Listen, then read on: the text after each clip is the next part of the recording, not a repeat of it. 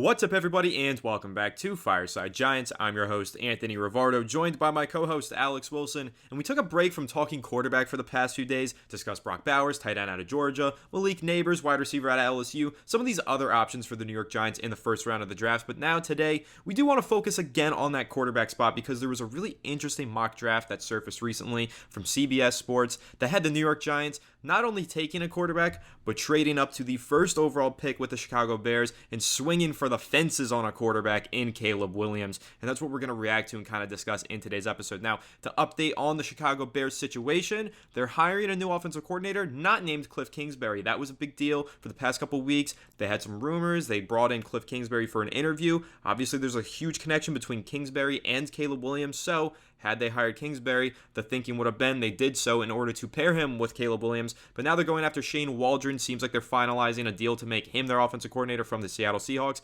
And that move, to me and to many NFL and Bears fans, points to Chicago sticking with Justin Fields. Of course, if they're sticking with Justin Fields, that first overall pick, well, it seems like it's on the market and it's available to be traded for. And the New York Giants sitting here at number 6, probably out of range for one of those top 3 quarterbacks. I don't know if they're going to fall to the 6th overall pick, so if the Giants do want to draft one of those top 3 quarterback prospects, they might just have to move up all the way to the first overall selection. And again, in this mock draft, they do exactly that. The trade package is pretty pricey, but honestly rather reasonable. So we're going to react to that, kind of discuss what we think the Giants would have to give up for that pick and whether or not we want to see this happen. But before we dive into all that, make sure to leave a like if you do enjoy this episode. Subscribe to the channel if you are new. Ring the bell so you don't miss an episode and comment your thoughts on the topics down below in the comment section. If you're listening to Apple or Spotify, please make sure to leave us a 5-star review and go ahead and follow us on all of our social media channels at Fireside Giants. But without further ado, Alex, how are you doing today, my friend? And what is your initial reaction to this mock draft? And actually, before you give it, I'm going to go ahead and read the mock draft and the compensation for everybody so that they know exactly what we're dealing with here. So,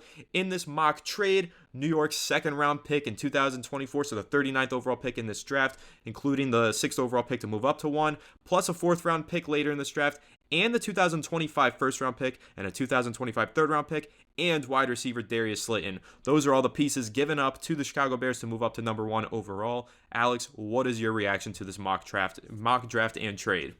So, looking at the trade from first, a first glance, and by the way, I think Marshall Green of Chat Sports, the Giants YouTube, also reacted to this yesterday. Saw that, wanted to follow up on that video and really give our take on the perspective of trading up and what that capital might look like. So, as you mentioned, really it's like 2 first-round picks, Darius Slayton, and a second-round pick. The mid-round picks, whatever. You can part ways with those without really blinking an eye.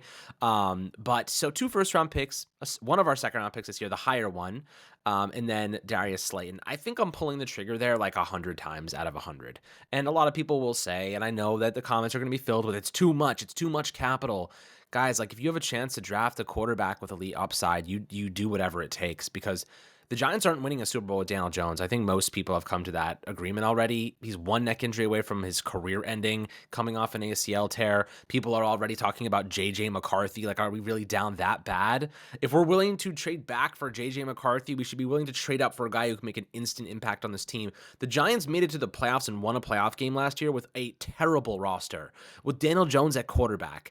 I do believe that any of these prospects are instantly going to be just as good as Daniel Jones and have the upside to be significantly better. And this team has a couple of linchpin pieces. You have Andrew Thomas, you have Dexter Lawrence. I love Kayvon Thibodeau's upside. I still think, John Michael Schmitz is solid. Jalen Hyatt, Wan'Dale Robinson, Bobby Okereke, Deontay Banks, the list goes on. And I've talked about this 100 billion times already. If you take a quarterback that can make an impact instantly and develop into a really great player and has that upside, you also get to move on from Daniel Jones' contract. And that amount of money, think about it this way, right? With the amount of money you're going to save from moving off of Daniel Jones' contract, those first-round picks are going to be a lot easier to give away. You know what I mean? Because if you stick with Daniel Jones and you end up paying him $50 million, in 2025 and 26, you could spend that money on a 4-year deal for a player that could be equally as valuable and impactful as a first round pick. So like that money, it kind of equals out. Like that's the way I would sell this to you right now, is that yes, you're giving up a lot of draft capital, but those draft picks you can essentially replace with free agents because you now have the money available, because you can get out of Daniel Jones' contract and you have a established quarterback with more upside there. So like that's the trade-off. It's the financial trade-off here. That's the way I'm selling myself this concept. if not just the basic fact that a quarterback could be, bring this franchise to a level that we haven't seen in a long time. I don't want to go for the guy that has to develop for 3 years and we don't even know if he's going to be good. He has some tools. I want to get the guy that has proven at the collegiate level. We've seen it on film. We've seen it consistently. Those big games. That's why I love Jaden Daniels. I think he shows up in those big games and he dominates, and he can do a lot for a Giants offense that struggles to pass protect, with his legs. So, of course, I'm not going to say no to Caleb Williams either. Generational arm talent. You give him to Brian Dable, let him mold him into a great player. You see how that goes. As you said, the Bears going with Cauldron, you see, or Waldron, whatever his last name was, you see that they're going to kind of develop a system or a style that kind of fits Justin Fields. So we'll see where they go with this. But again, that does not rule them out of drafting Caleb Williams or whoever they love at quarterback. They could absolutely still do it. In this instance, though, for capital like this, really it's Darius Slayton, 2 first-round picks and a second-round pick and a couple of mid-round picks, like a 4th and a 5th. I'm doing it. Like that's a yes, instant yes for me. Because of the financial savings you get in the long term as well. I think that personally, this is an easy decision.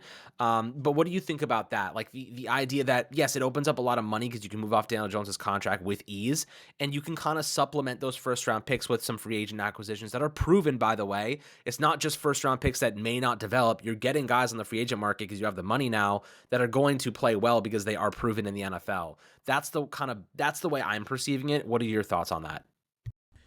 I mean, yes, I agree with you because, listen, when you draft a rookie quarterback and you move on from your veteran, what you're essentially doing is resetting your window. And so the Giants resetting their rookie quarterback window, basically taking their quarterback, the price tag, the salary that they have for quarterbacks on their roster, slashing it down to just a first-round quarterback's salary, which is marginal. It is a fraction of what Daniel Jones is going to get paid over the next few seasons. If the Giants stick with Daniel Jones, continue to pay him at that salary, I mean, you're talking about giving up, what is it, I think 20% of the salary cap or something in the coming years, 20% of it allocated to Daniel Jones. On the other hand, you could not allocate 20% of your salary cap to a quarterback, and you could allocate about probably 5% of it by drafting a quarterback and having him be your starter. And again, that is a formula that we've seen for NFL teams around the league who have had a lot of success building around a quarterback on a rookie contract, winning Super Bowls or making it deep in the playoffs to the Super Bowl because they have really well-built rosters and they're not allocating too much money to one position. I mean, I think that one thing a lot of Giants fans have been arguing for without realizing it, a lot of them have been arguing against drafting a rookie quarterback by saying you need to build the rest of the team first. You can't build the rest of the team unless you have a quarterback on a rookie contract, so you actually can't go ahead and allocate all those resources across the board to the other positions on your team unless you have a cheap contract at quarterback. And you can't have a cheap contract at quarterback with Daniel Jones making 40 to 50 million. So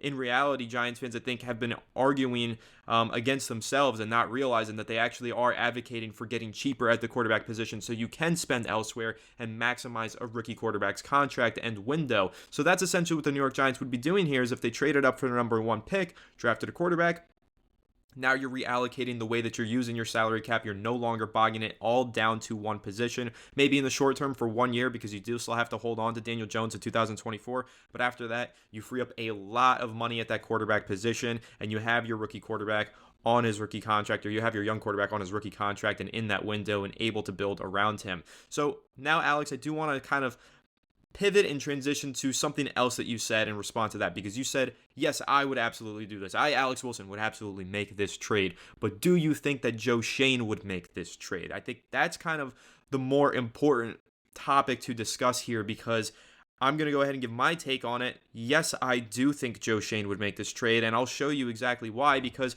when you take a look at Joe Schoen's career history, whether you're talking about with the Buffalo Bills or even with the New York Giants, let's just start there, the past 2 off seasons, right? What has Joe Schoen done over these past couple of years? Well, what we've come to call him is Trader Joe, because we've loved the way that he's been aggressive in using draft capital to trade for players that he's enamored by. And so, number 1 example, how about moving up in the first round of last year's draft? Only one spot, only moved up from 25 to 24 to draft Deonte Banks. So essentially what you had happen there was Joe Schoen identified a player that he wanted more than anybody else. He said, that's my guy and I'm not leaving this draft without him. So he traded up one spot to ensure that nobody else could trade up and draft that player. So Joe Schoen has already shown aggression in the first round to move up and get his guys while with the New York Giants. Then you're talking about in the third round, trading up again to get Jalen Hyatt. 2 trade-ups in one draft class. That should tell you exactly the kind of GM that Joe Schoen is. When he identifies a player that he wants, he goes and he gets him.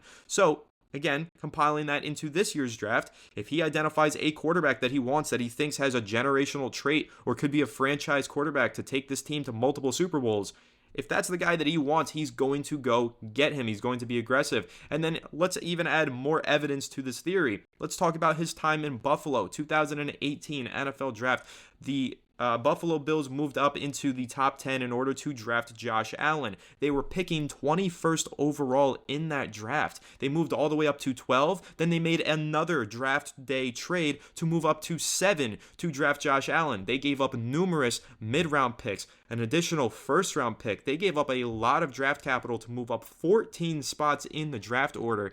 And to make this evidence even more compelling, Brandon Beane, the general manager of the Buffalo Bills, revealed that it was actually Joe Schoen on the phones making the calls to those other teams to complete those trades. He was the one negotiating, throwing out different ideas, and getting those trades done so the Giants could move, or the Bills rather, could move up to draft the player that they were enamored by, which was quarterback Josh Allen, who we all know, perennial MVP candidate, taking the Bills deep into the playoffs. Still can't beat Patrick Mahomes and the Kansas City Chiefs, but one of the best quarterbacks in all of football, arguably the best in this regular season. So the evidence suggests that if Joe Schoen is compelled by a certain player, a specific draft prospect that he thinks could change this franchise, he does anything that he can possible to move up and get that player. He is an aggressive GM. He is Trader Joe. That's what he does. When he sees a player and he falls in love with that player, he doesn't let that player pass him by. We saw that a few seasons ago with Dave Gettleman. Devontae Smith was the player that Dave Gettleman fell in love with in that draft class, right? I believe that was the 2021 NFL draft. But everybody knew it. Everybody knew that Dave Gettleman was in love with Devontae Smith. So what did the Philadelphia Eagles do? Well, they conspired with the Dallas Cowboys to trade up and go ahead and draft Devontae Smith right in front of the New York Giants. Jumped right over them. The Giants should have called Dallas. They should have moved up one spot or 2 spots, whatever it was. They should have traded up the few spots that they could have in order to draft Devontae Smith to make sure that nobody else jumped in front of them. They didn't do that, so they lost out on Devontae Smith, had to trade down and landed Kadarius Toney. So inversely, last offseason, you had the exact same situation. There was a run on cornerbacks. The Giants were picking soon. They said, nah, nobody is jumping in front of us. We are moving up one spot to make sure that we get Deonte Banks. And that's what they did. So again, more evidence to suggest that, first of all, Joe Schoen doesn't play around. He does not take chances in the NFL draft with players being stolen from him. And second of all, when he's enamored by a player, he does everything in his power to move up and draft that player, make sure that he is his player. So that's why I do believe there is a realistic possibility here that the Giants will be trading up in this draft class in the first round. Now, again, the price tag has to be right, and right now it's projected to be rather steep.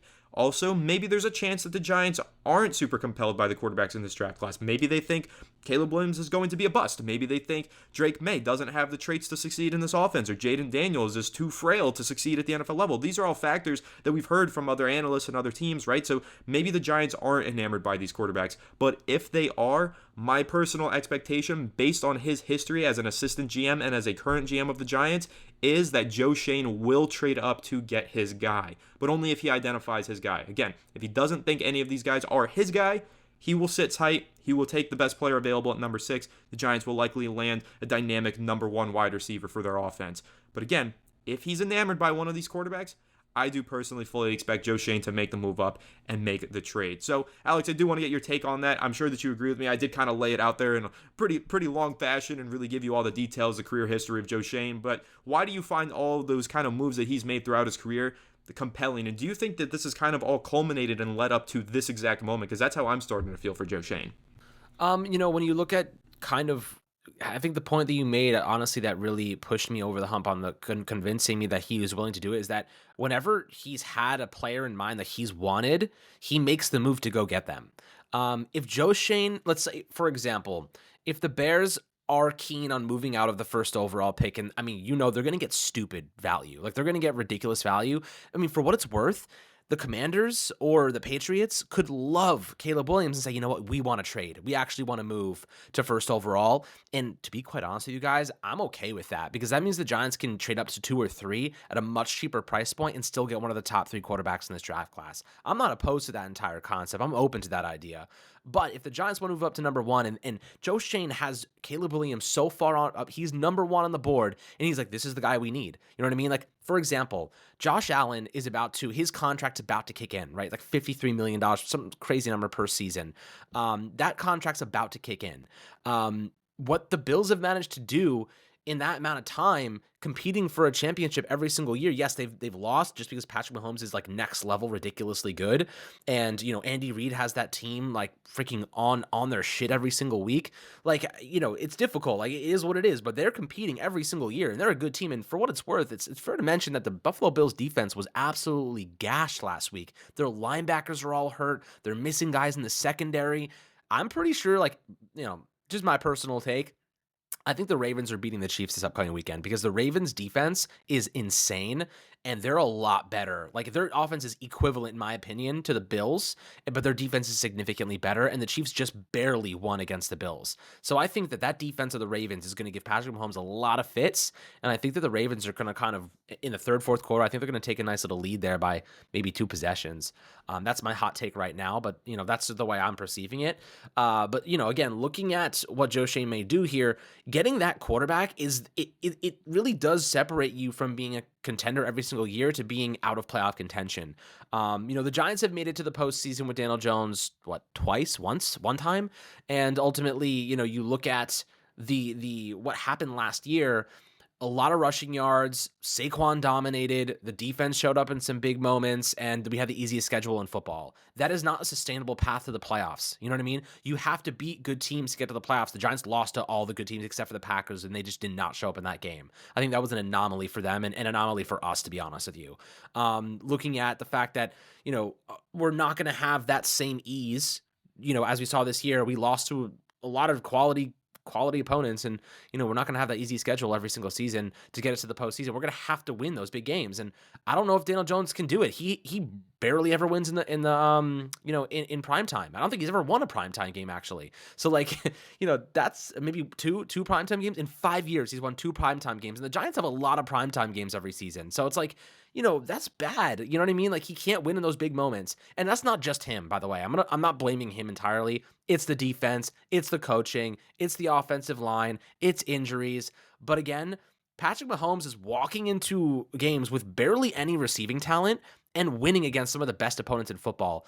A great quarterback changes everything for you. You know what I mean? A great quarterback wins games for you. And I think that taking a shot on a player like that is worth it. And Joe Schoen for God's sakes, guys, Joe Schoen had a first row seat watching Josh Allen do what he does. He knows that Josh Allen is so much better than Daniel Jones. He knows what a great quarterback can do for an organization. You can't convince me that Joe Schoen is going to sit there and convince himself that he doesn't need a new quarterback. Because the truth is, he has to know Daniel Jones being injury prone. The fact he's coming off an ACL tear, this team is not going to win with him right now. Like, we need that next level guy, and it's really going to save his job at the end of the day, in my opinion. And I know we say this a lot, but I think if Joe Schoen falls in love with a quarterback prospect, he sees the guy that he thinks can change this team for the next decade, he's going to go get him, right? If he thinks Caleb Williams is going to make this team very freaking good for the next 10 years, I am trading 2 first-round picks to have 10 years of sustained success, right? Like, that's the logic here. If I think he can give us 10 years of winning football, I'm willing to trade 2 first-round picks just to open up another $60 million in cap space to go and get the guy that can win us games for the next decade. Like, if you think about it from that perspective, it is an easy decision, my friends, because a lot of people are thinking in the near term, oh, well, we have to give up our first-round picks in 2024 and 2025, maybe even 2026. What are we going to do? Well, guys, let me burst your bubble. How many first-round picks actually work out for the Giants?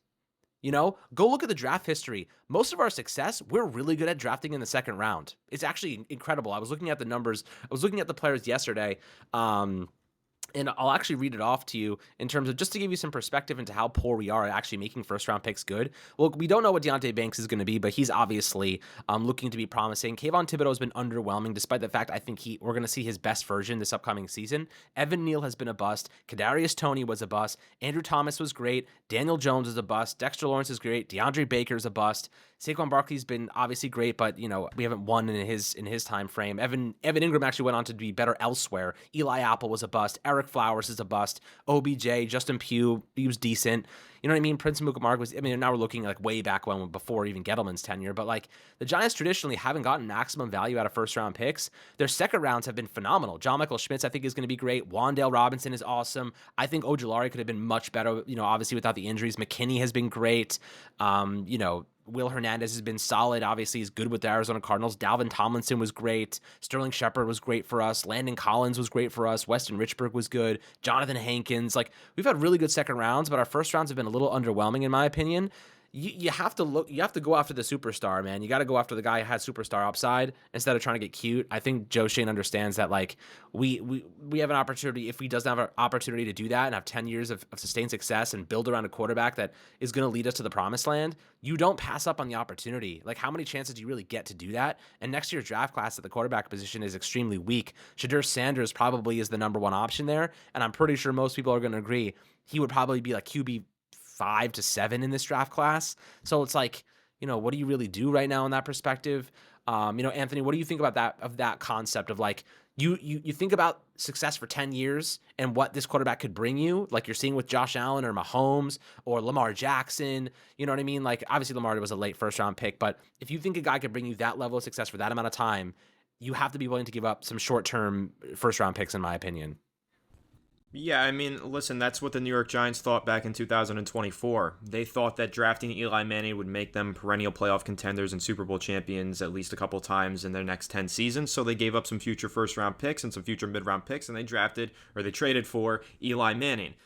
That's the concept, is if you believe that this guy is going to bring you 10 years of sustained success, you are willing to sacrifice the next 2 years to kind of make up for the following 8 years. That is the idea here. Now, of course, the larger part of the conversation is how often does that work for a team? That's a big question to answer, because you look at this past offseason, the Carolina Panthers just tried this. They traded up and they drafted Bryce Young first overall, and so far, and it's early, it's only one season in, he can have a year 2 breakout, year 3 breakout even. I'm not going to hold that against him, but so far it looks like maybe that wasn't the wisest decision. They're very thin on draft capital, the team is very bad, and they don't have many options to upgrade around Bryce Young, so they might end up ruining Bryce Young's career over in Carolina. That's a possibility. So there is something to be said about, I agree with your thought process, Alex, and it's the one that I would subscribe to as well, and it's the one that, for what it's worth, the Buffalo Bills, when Joe Schoen was there, subscribed to when they traded up to draft Josh Allen. That is how they were thinking. They were like, okay, our future capital, let's sacrifice it, get our quarterback, and set ourselves up for the future. And reminder, guys, the Buffalo Bills were a playoff team that year. They were not a bad football team. They were a playoff team, and they knew that they had a quarterback who could win them games and bring them to the playoffs, Tyrod Taylor, but he could never bring them to the Super Bowl. So they got rid of that playoff quarterback in order to get a Super Bowl quarterback. And again, I think that's another argument in favor of why Joe Schoen might make that trade up. I think he might look at Daniel Jones and say, yeah, we can win regular season games. We can go to the playoffs with Daniel Jones. We can go to Super Bowls with a potential Caleb Williams, Drake May, Jaden Daniels, one of those guys. That might be what his thinking is if he does make that trade up. Again, that's exactly what happened in 2018. They had a playoff quarterback, not a Super Bowl quarterback in Tyrod Taylor. But taking this even further, I think that when you're looking at it from that perspective and you're looking ahead to the future, that's what the draft is about. Your draft is not about winning now. Your draft is always about getting players who could be foundational pieces for your future. I mean, if we thought that, Dexter Lawrence was what he was after his first season, well, he changed. In year 3, he turned into an elite pass rusher. He wasn't that for the first 2 seasons of his career. You do have to give these guys time to breathe, time to develop, and unfortunately, a lot of fans and a lot of coaches as well and general managers aren't patient enough with draft prospects. But when you're talking about mortgaging 2 years for 10 years, I think that that's okay to do. I really do. I do subscribe to that belief. And again, Joe Schoen does as well. But Alex, I think now, kind of before we wrap, the important conversation to end this discussion with is about the quarterback. It's not about Daniel Jones. It's not about will Joe Schoen do it, should he do it. It's about who are they drafting, right? Because there's a lot of mixed opinions on Caleb Williams. For a long time, he was the consensus number 1 overall pick. Now, lately, you're hearing more conversations. Maybe he shouldn't go number 1. Maybe he's got bust written all over him. I do think that it's worthwhile to have a little bit of discussion about Caleb Williams and whether or not we would make this trade for him, right? Because that's kind of what this mock draft was. Again, we're reacting to a CBS Sports mock draft. It was the Giants trade up to number 1 to draft Caleb Williams. And again, the working assumption here is that Joe Schoen thinks Caleb Williams is a generational talent that's going to bring him Super Bowls. Do we feel that way, though? Now, I'm going to go ahead and say my opinion. I'm not fully decided just yet, and I also think that it's really difficult for fans and analysts to project NFL quarterbacks and NFL draft prospects because we don't get to interview these guys. We don't get to meet them, put them up on the whiteboard. Joe Schoen and the Giants will have that opportunity at the 2024 NFL Scouting Combine, and I think that's where they will decide whether or not they're taking a quarterback. You know, we've had a lot of conversations about insiders say the Giants are drafting a quarterback. Other insiders say the Giants are sticking with Daniel Jones. In my opinion, they do not know what they're doing until they get to the Scouting Combine and meet these kids because they might think Caleb Williams is a generational talent. Then they meet him and say, you know, I don't like his personality. We're not going to draft him. That's totally possible. So you really do have to wait for the NFL Scouting Combine to make any sort of firm predictions. And again, I think that we have to wait and evaluate these guys even more before we give firm predictions. But what I will say is right now where I'm at in January, again, we got to get to April before we make final decisions. I do think that Caleb Williams is worth trading for the first overall pick and making this move because of upside. If I'm strictly speaking off of upside, I think there is enough upside there and enough reason to buy in and believe that Caleb Williams does have an astronomically high ceiling. That's what we are drafting for usually, right? You can make a draft pick like in the second round last year for a John Michael Schmitz, a guy who maybe doesn't have the highest ceiling, but he has a very high floor. Or you could swing for the fences. How about a nose tackle in 2019 that maybe doesn't have all the pass rushing prowess but has the potential to in Dexter Lawrence? That's swinging for the fences, right? So I think that what this trade up for Caleb Williams would be is swinging for the fences and banking on upside and ceiling. And when I watch Caleb Williams, are there things that he needs to clean up? Is he kind of a mess in the pocket sometimes? Does he not read NFL defenses because he plays in a simplistic Lincoln Riley offense? All those things are true.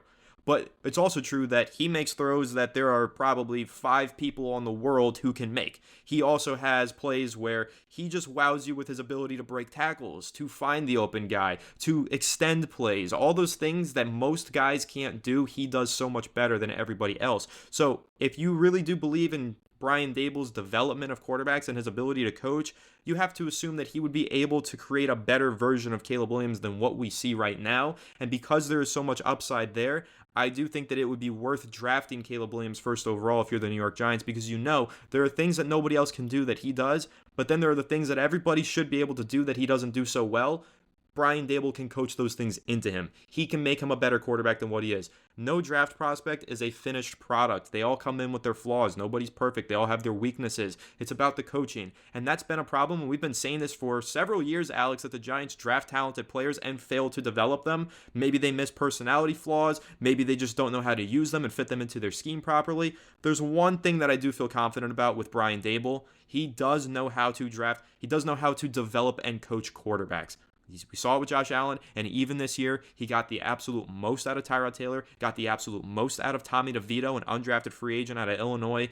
So if there's anybody that I trust and believe in to develop a quarterback prospect with generational traits, but definitely a fair amount of flaws, it's Brian Daboll. I think that he can make the most out of Caleb Williams. So that's kind of my take on it. I do think that you can make an argument Caleb Williams is the best player in the draft class, but you can make an argument that he's not. But again, some of the things that he does, nobody else can do. And I just kind of dream of the idea of Brian Daboll getting his hands on a player like that, coaching him and making him the most of what he can be.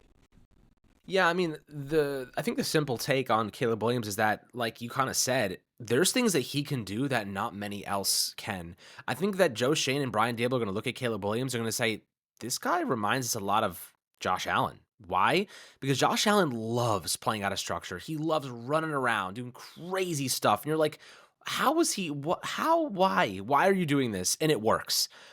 I think that Josh Allen thrives off of playing out of structure, and I think Caleb Williams is the same exact way, and he's going to remind those two guys who helped develop and trade and acquire Josh Allen. They're going to remember, like, here's the thing, though, and I think this is where you start. The Buffalo Bills did a lot to go out and get Josh Allen, and Josh Allen was very far away from the prospect that Caleb Williams is right now, right? Josh Allen was so unrefined. They went up and got him because they saw the upside. He was awful at Iowa a lot of the time. He was so inaccurate. He was just crazy the way he played. Caleb Williams is a better player than Josh Allen was coming out of the draft. They're going to start off with Caleb Williams like 50% of the way. You know what I mean? Like they had to develop Josh Allen 100% of the way. They're going to have to develop Caleb Williams 50% instead of 100%. So like he's already starting off with a much better foundation. Elite arm talent, like pretty accurate. They just have to help him play in structure, take the easy throws, take the underneath, take the security blankets. Don't always try to overextend. Because in the NFL, that's where you get injured, overextending those plays too frequently, taking those hits, trying to escape. Get rid of the ball, make smart decisions, make efficient decisions, only escape when you have to. Only escape when you think that, the play is breaking down. So those are the things you have to coach into a player like this, but you're not going to find players like that all the time in terms of they're much better. Caleb Williams is elite off script, and not many quarterbacks are. If you can train him to be a little bit better or a lot better in structure, you're going to have a player that's not only great in structure, but a player that's elite off script. That is X factor right there. That's the definition of elite upside. You know what I mean? That is what you're looking for in a player. He has the best arm in this draft class. He can make every single throw off balance, sidearm, whatever, in the air. He can do it all. You don't find players like that very often. If the Giants want someone that could be that level of upside, if the Giants are looking at Caleb Williams, they're saying, this guy is Josh Allen, but much further along as a first overall pick. You know what I mean? His upside could be even better than Josh Allen's. That's the reality here. Josh Allen's amazing. I think Caleb Williams has that upside and a little bit more if he can learn how to play more in structure, because he's already at a higher level coming out of college. So in that perspective, I think that Joe Schoen and Brian Dable are saying to themselves, damn, this guy's athletic. He's got all the tools. You talk about JJ McCarthy and the tools. Caleb Williams is so much freaking better from a tools perspective than JJ McCarthy. It's not even comparable. And I think that, you're looking at the upside there. That upside is 10 years of elite quarterback play. You know what I mean? That's really what it is. The upside of Caleb Williams is 10 years, a decade, if not more than a decade, of elite quarterback play. Do you gamble 2 first-round picks on that? I think you do it. I think you do it every time, because we're not getting a decade's worth of amazing quarterback play out of Daniel Jones, my friends. We've already seen half of a decade of piss-poor performance a lot of times. You know what I mean? We haven't seen consistent from Daniel Jones. He's already really injury-prone. He's one neck injury away from his career ending. Can we really bank on that? I think most of us can agree that that's probably not a great idea. But you take the chance on a guy that could be 10 years of flourishment, right? 10 years of us not being pissed off after week 5. 10 years of us making the postseason and having a chance at beating a great team. Having a chance at winning in prime time. That's all we want. That's all we ask. Having a chance, being competitive. This Giants team is rarely competitive. You know what I mean? Last year we were competitive against really bad teams on the easiest schedule in football, and then we got one of the more difficult schedules in football, and guess what happened? We got absolutely decimated on every occasion that we had a chance to fight. You know what I mean? The end of the season we played better, but it wasn't enough. It wasn't enough. So, you saw what Tyrod Taylor could do in this offense. I think Caleb Williams' upside is substantially better than that. I think we could win some of those close games and, beat some good teams. So if Joe Schoen and Brian Dable see that correlation, see the comparison, see the upside there, I don't think they're going to let a couple of first-round picks get in the way of them trying to secure 10 years of greatness for us. I agree with you. I mean, I think we made a compelling argument. We've shown enough evidence and factual history that suggests if Caleb Williams is the number 1 player on Joe Schoen's draft board, if he does feel convicted and thinks that that's his guy, there's a lot of evidence that suggests he will make the trade, be aggressive, move up to go ahead and draft him. For what it's worth, though, like I said, no prospect is a finished product when they enter the NFL. I like that you mentioned Josh Allen. Josh Allen sucked in the NFL for his first 2 seasons. By year 3, he got really good. In year 4, he was an absolute superstar. But his first couple seasons were really rough. He was the most inaccurate player in the NFL, most inaccurate quarterback passing the football in the NFL in his first season. They often said you can't fix accuracy issues when you get to the league. Brian Dable and Josh Allen proved everybody wrong, and that's why I think when you're looking at developmental traits, players with high upside, ceilings, tools, the word that you just mentioned, Alex, I think that's where you could see the Giants really buying in on a prospect like Caleb Williams. And for what it's worth, there is going to be plenty of reasons, plenty of naysayers, plenty of reasons why the Giants might not want to draft Caleb Williams. On Thursday, we're going to be interviewing a former NFL draft scout that says Caleb Williams is a bust and he doesn't like him and he doesn't think that the Giants or that any team should draft Caleb Williams. He says stay away. We'll get more perspective on that and more of an explanation from him on Thursday for you guys on the channel, but it is worth noting that Caleb Williams, consensus #1 pick, not everybody feels that way. There are the doubters out there that don't feel like he's that good of a player. And so if that's how you feel down below in the comment section, that's fine. I respect your opinion. I just ask you all to respect mine and Alex's and not come after us for the opinions expressed on this episode. But I think that it was a good discussion. I think it's going to be a lot of good discussions coming forward about who should the Giants draft? What should they do? And of course, we're going to hear more information at the Senior Bowl in a couple of weeks. The Giants, again, have some coaches on the staff, so they get a firsthand look at some of these quarterback prospects. And not Caleb, not Drake, but they'll get a good look at Bo Nix, at Michael Penix, and a few other receivers that we really like. So it's going to be a lot of fun leading up to the draft. Free agency first, of course, and we're going to continue to dive into that. I think I'm going to do a J.J. McCarthy breakdown on this channel soon. If you guys are interested in that, let me know down below in the comment section. But again, stay tuned to Fireside Giants because we have a whole lot of off-season content planned, and we're having a whole lot of fun delivering it for you guys right here on Fireside Giants. So make sure to leave a like if you do enjoy this episode. Subscribe to the channel if you are new. Ring the bell so you don't miss an episode, and comment your thoughts on the topics down below in the comment section. If you're listening to Apple or Spotify, please make sure to leave us a 5-star review. And go ahead and follow us on all of our social media channels at Fireside Giants. Without further ado, we'll catch you all on the next one. Have a good one, and let's go Giants.